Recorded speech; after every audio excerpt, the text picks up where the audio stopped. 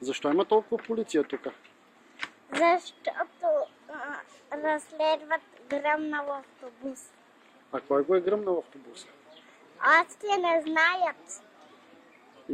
И какви бяха тия коли там около летището? С антените. Журналистите ли бяха? Които дават новините. Новините? Да. А има ли много полиция? Да. И разследват? Да.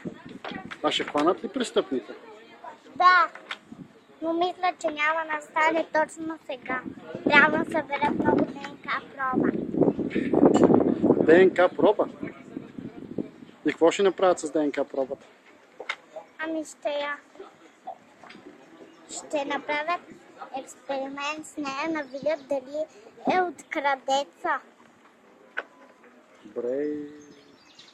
И мислят, че все още нещо, което в него е държал и го е направил на негово, е бомбата. Само един автобус ли е гръмнал? Да. Добре. И много хора са умряли. Колко много? Всичките? 30. По-малко. 7 или 8. 10. 10 казваш. Добре.